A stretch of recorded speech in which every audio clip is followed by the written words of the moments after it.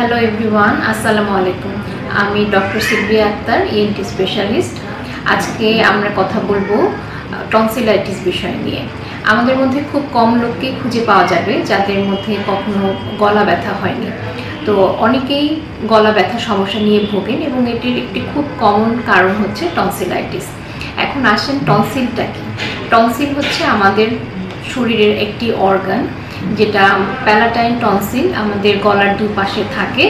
এটি আমাদের শরীরের ইমিউনিটি বা রোগ প্রতিরোধ ক্ষমতা দিয়ে থাকে।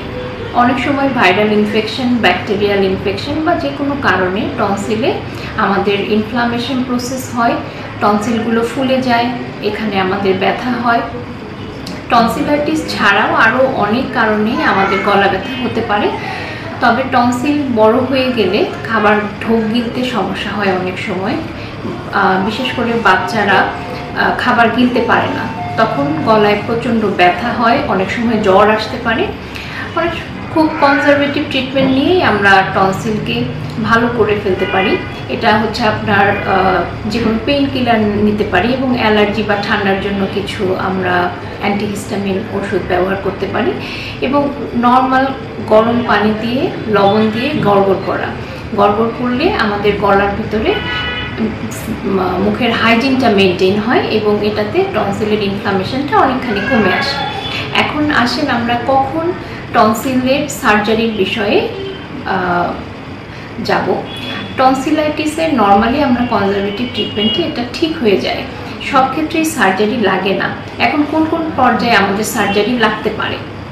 যদি এমন হয় যে বছরে 5 থেকে 7 বার আমার টনসিল ইনফেকশনের কারণে হাসপাতালে ভর্তি হওয়ার মতো অবস্থা হচ্ছে, বারবার টনসিল ইনফেকশন হচ্ছে, অনেকের ক্ষেত্রে এমন হয় যে বছরে 7-8 বারের বেশি হয়, এমনকি 1 মাসে 2-3 বার হতে পারে।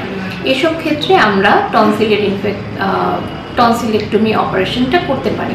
আবার অনেক সময় দেখা যায় এত বড় টনসিল যে গলার ভিতরে খাওয়ার মতো জায়গা থাকে না, এবং হচ্ছে টনসিলের কারণে ব্রিদিং প্রবলেম হয়, শ্বাস নিতে সমস্যা হয়, অনেক সময় স্লিপ অ্যাপনিয়ার কারণ হয়ে দাঁড়ায় এই টনসিলাইটিস, এবং সেক্ষেত্রে আমরা টনসিলেক্টমি অপারেশন করতে পারি।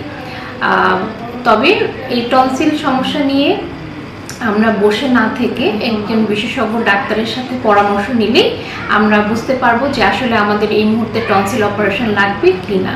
ধন্যবাদ।